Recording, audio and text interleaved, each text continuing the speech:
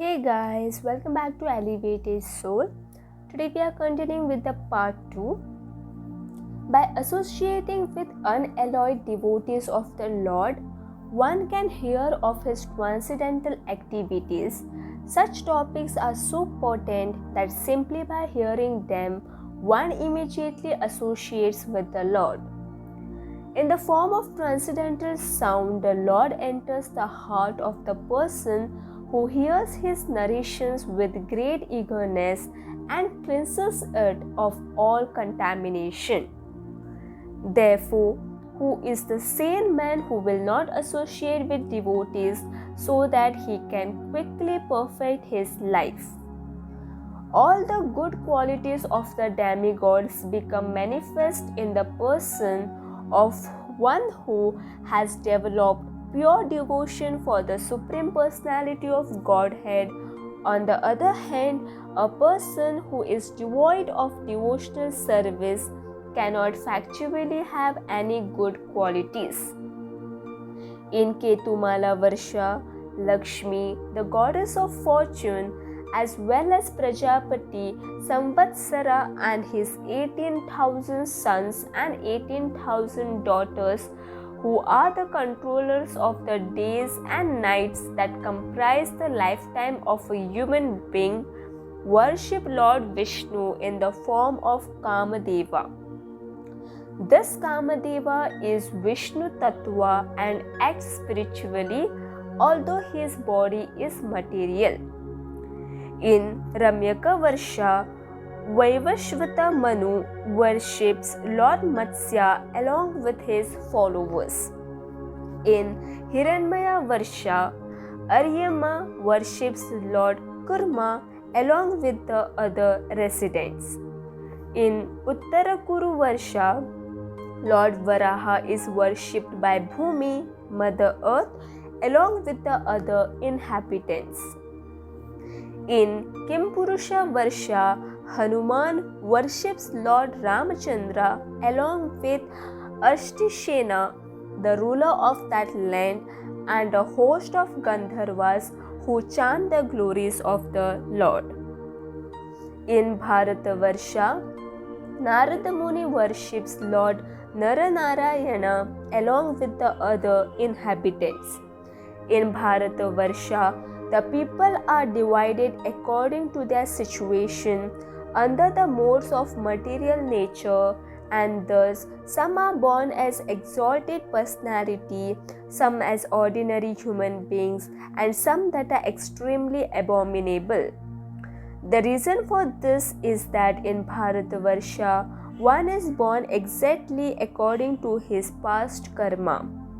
After many births, when the results of one's pious activities mature, he gets an opportunity to associate with pure devotees. As a result, one gradually renders service unto the Supreme Lord, which is the real path of liberation. Because the human form of life is the sublime position for spiritual realization, all the demigods in heaven sometimes speak like this. How wonderful it is for these human beings to have been born in the land of Bharatavarsha. They must have executed pious acts and austerities in the past, or else the Supreme Personality of Godhead must have been pleased with them. Otherwise, how could they now be engaged in devotional service in so many ways? We demigods can only aspire to achieve a human birth in Bharatavarsha so that we may execute devotional service, whereas these human beings are already engaged in that way. After having performed the difficult task of executing Vedic sacrifices, undergoing austerities, observing vows, and giving in charity, we have become inhabitants of the heavenly planets. But what is the value of this achievement?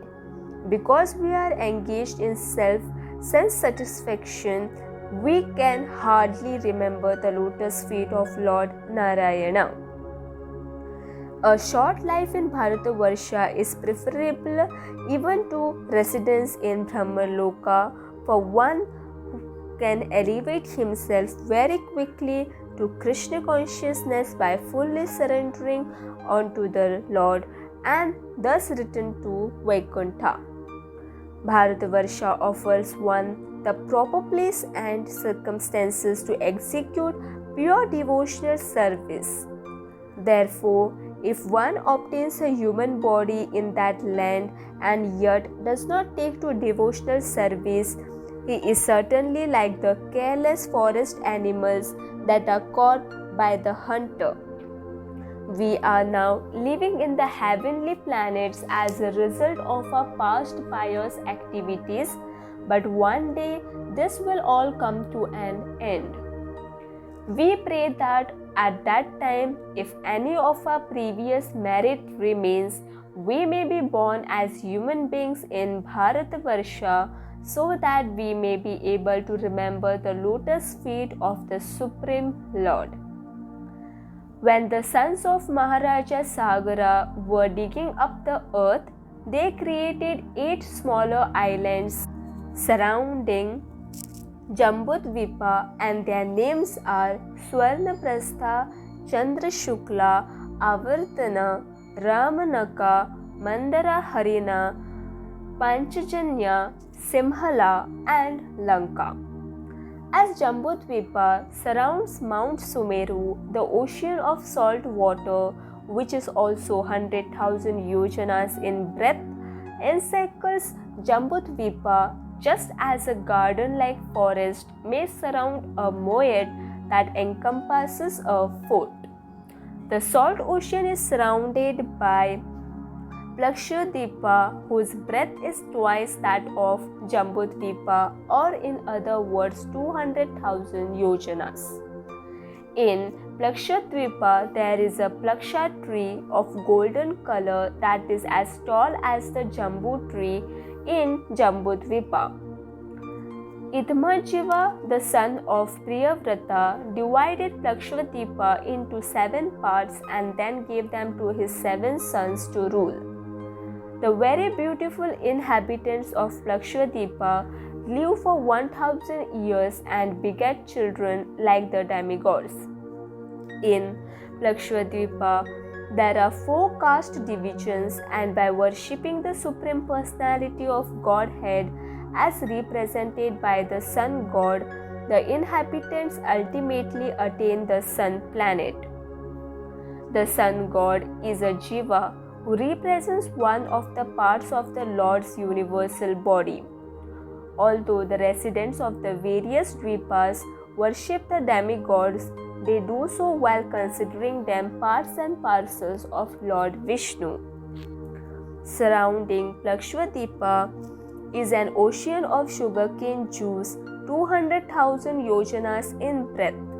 Surrounding the ocean of sugarcane juice in Salmalidvipa, which is twice as broad as Plakshadvipa, or in other words 400,000 yojanas. On Salmalidvipa, there is a salmali tree 1,100 yojanas tall, as is the plaksha tree, and it is the residence of Garuda. Priyavrata's son Yajnabahu divided Salmalidvipa into 7 tracts that he later on gave to his 7 sons to rule. Here also the inhabitants have a heavenly standard of living like the residents of Plakshadvipa and the 4 outer islands. They are divided into 4 groups and strictly follow the system of Varnashrama, and they worship the moon god. Surrounding Salmalidvipa is an ocean of water that tastes like liquor and is also 400,000 yojanas wide. Surrounding the Surasagara is Kushadvipa, which is twice as broad as Salmalidvipa, or in other words 800,000 yojanas. On Kushadvipa, there are clumps of kusha grass that appear like fire, although the flames are very mild and pleasing, and they illuminate all directions. Hiranyarita, the son of Priyavrata, divided the island into 7 parts and gave them to his 7 sons so that he could devote himself to a life of austerities. As in the other islands, there are 4 divisions of people that exactly resemble the Brahmanas, Kshatriyas, Vaishyas and Shudras, and they engage in worshipping Agni, the fire god. Surrounding Kushadvipa is an ocean of liquid ghee that is also 800,000 yojanas wide. Surrounding this ocean is Kraunchadvipa, which is twice as wide as Kushadvipa, or in other words, 1,600,000 yojanas. The island derives its name from Krauncha mountain, which is located there. Although the vegetation on this mountain was destroyed by the attack of Kartikeya's weapons, it has become fearless due to being washed by the milk ocean and due to being protected by Varuna. Grataprastha, the son of Priyavrata, divided the island into 7 parts and gave them to his 7 sons. The inhabitants of Kraunchadvipa are divided into 4 classes and they worship Varuna as the representative of the Supreme Lord. Surrounding Kraunchadvipa is an ocean of milk having the same width, and surrounding the ocean of milk is Shakadvipa, which is twice as wide as Kraunchadvipa, or in other words, 3,200,000 yojanas. The island derives its name from a big shaka tree found there, and because the tree is very fragrant, the whole tract of land is very nicely scented. Medhatithi, the son of Priyavrata, divided the island into 7 parts and gave them to his 7 sons to rule. The inhabitants are divided into 4 social orders and they worship Vayu in the trance of mystic yoga, considering him to be the representative of the Supreme Lord Vishnu. Surrounding Shakadvipa is an ocean of churned yogurt, which is the same breadth, and outside the yogurt ocean is Pushkaradvipa, which is twice as broad as Shakadvipa, or in other words, 6,400,000 yojanas. In Pushkaradvipa, there is a great lotus flower having 100 million golden petals as effulgent as fire. This lotus flower is considered to be the sitting place of Lord Brahma. In the middle of the island is Manasottara mountain, which forms the boundary between the inner and outer sides of Pushkaradvipa. Its breadth and height are 10,000 yojanas, and the sun god travels around its peak in his chariot, thus encircling Mount Meru. The sun's orbit, which is called Samvatsara, is divided into 2 parts, Uttarayana, the northern side, and Dakshinayana, the southern side. This corresponds to day and night for the demigods. Vitihotra, the son of Priyavrata, gave the 2 divisions of Pushkaradvipa to his 2 sons before retiring for the purpose of rendering devotional service unto the Supreme Lord. For the fulfillment of material desires, the residents of Pushkaradvipa worship Lord Brahma as the representative of the Supreme Personality of Godhead. Surrounding Pushkaradvipa is an ocean of sweet water that is also 6,400,000 yojanas wide. Beyond the Sweetwater Ocean is a tract of land as broad as the distance from the middle of Mount Meru to Manasottara mountain.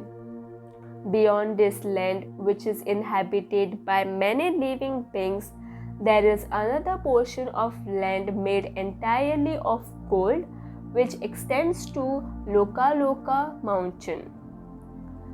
Because the golden surface of this land reflects light like a mirror, anything that falls to the ground can never be seen again. And for this reason, no one lives there. Beyond Loka mountain is uninhabited land called Aloka Varsha, which is shrouded in darkness. Loka mountain is so high that it extends upwards beyond Dhruva Loka and thus blocks the rays of the sun and other luminaries. By the will of the Lord, Loka has been established as the outer boundary of the three worlds. The distance from Mount Meru to Loka mountain is 1/4 the diameter of the universe, that is 125 million yojanas.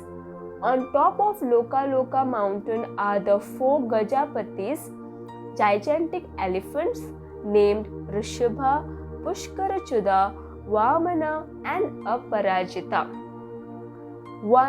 who were established in the 4 directions by Lord Brahma to help maintain the planetary systems. The Supreme Lord also manifests himself on top of that mountain in a 4-armed spiritual body to increase the power of the Gajapatis and the demigods. Aloka Varsha also extends for 125 million yojanas up to the point where the coverings of the universe begin. The sun is situated vertically near the middle of the universe, 100,000 yojanas above the earth, in the area between Bhurloka and Swargaloka, which is called Antariksha, outer space. The distance the sun travels around Manasottara mountain is 95,100,000 yojanas. Because the sun travels this distance in 24 hours, its speed is approximately 16,000 miles a moment. Thank you. The next part will be continued in the next video. Radhe Radhe.